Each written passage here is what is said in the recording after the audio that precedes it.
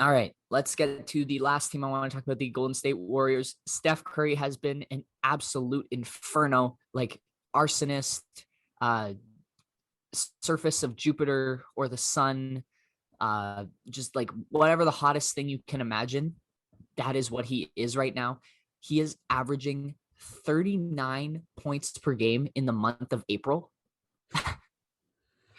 And that is over 8 games. He's averaging 39 points. He had another 33 last night against Cleveland in their win. They now jump into a tie with San Antonio in their spot. I think that's the 9 spot in the Western Conference, with the Pelicans just a game and a half behind both of them. So it's going to be really tight down the stretch, those three. But right now, Golden State's in a good groove.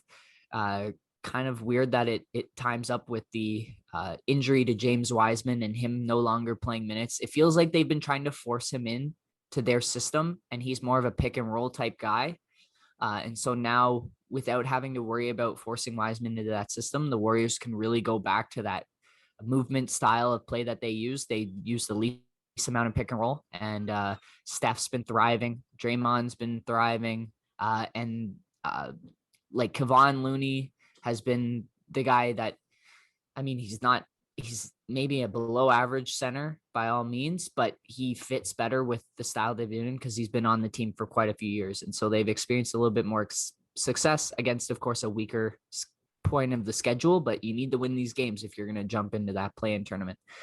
The last guy I want to talk about is Juan Toscano Anderson, who emerged last year when it was basically a G League team for the Warriors, a guy who came and of course, and played with a ton of energy, ton of grit, kind of just a fun guy to cheer for. And last night, he had 17 points on 7 to 7 field goals, 6 rebounds, 3 assists, 1 steal, 1 block in 24 minutes off the bench. He's now 24 for 55 from 3 this season, which is almost 50%. It's crazy. And just happy for him that he's been able. It's one of those stories where you just work your butt off and you get a spot on the team, and he's found a role on this team. He solidify along. He's kind of one of those glue guys that you want to have when you're looking to make a championship run, right?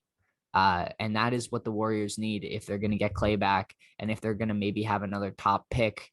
If the Minnesota Timberwolves pick doesn't finish in the top 3, that maybe they'll trade for another superstar. We'll see. But yeah, the Warriors looking for a guy like this, and happy for Juan. He's been excellent and provided them a ton of energy, and just one of those guys that maybe gets underappreciated in the mainstream view of the NBA, but I wanted to shout him out here.